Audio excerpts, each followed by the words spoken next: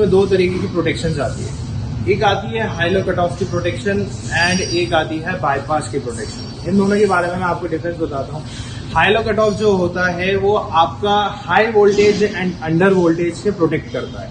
अब जैसे आप मान ले आपने सर्वो खरीदा है 5 kV का, आपने सर्वो खरीदा 160 से 270 वोल्ट का, लेकिन आपने उसको लगा लिया, आपको आइडिया नहीं, लेकिन आपने उसको लगा लिया और एकदम से वोल्टेज 270 से ऊपर चले गए कोई भी रीजन से, पीछे से जैसे ट्रांसफार्मर से कोई भी लाइट आती है उसकी रीजन से 270 से ऊपर वोल्टेज चले गए, आपका आउटपुट बढ़ गया, आपका आउटपुट 240 250 पहुंच गया, जिससे आपका इक्विपमेंट खराब हो गए, आपका सर्ज इतना बढ़ गया कि आपको प्रॉब्लम हो गई, वोल्टेज की चीजें खराब हो गई वोल्टेज से। इसके लिए सिंगल फेज में ऑलरेडी हम एक प्रोटेक्शन वो लगा के देते हैं जिसको कहते हैं हम हाई लो कट ऑफ। अगर ऐसे प्रॉब्लम आप फेस करते तो वो ऑटोमेटिक कट कर देगा।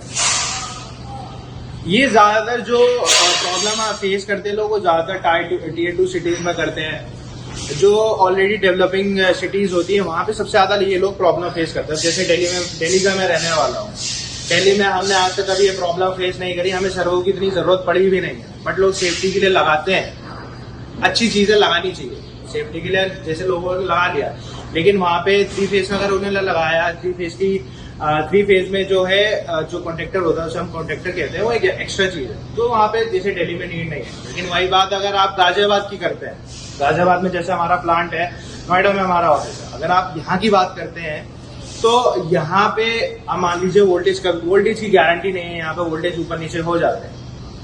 अब आपका 270 से ऊपर चला गया, आपका तो चीज खराब हो गया।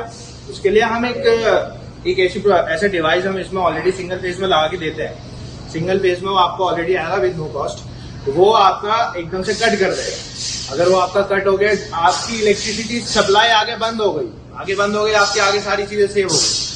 अब पीछे से आपका अगर ऑटोमेटिक वोल्टेज ठीक हो गया, ऑटोमेटिक ऑन हो जाएगा, आपको इसमें कुछ नहीं करना पड़ेगा। वही चीज अगर आप 3 फेज में जाते हैं, 3 फेज में वो चीज एडिशनल है, वो चीज आपको कस्टमर को बतानी पड़ती है। वैसे तो हम उन्हें सजेस्ट करते हैं पहले ये चीज लेने के लिए। कस्टमर को अगर नीड होती है, जैसे मैंने आपको बताया कि अगर वहां पे वोल्टेज आते हैं, ऊपर चले जाते हैं कभी भी, तो उनके लिए मस्ट है लगाना, उनको लगाना चाहिए।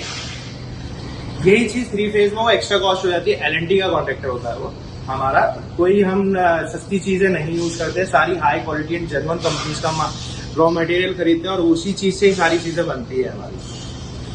वही चीज अगर आप 3 फेज में ले लें, 3 फेज में वही से कॉन्ट्रैक्टर आपका लग जाएगा।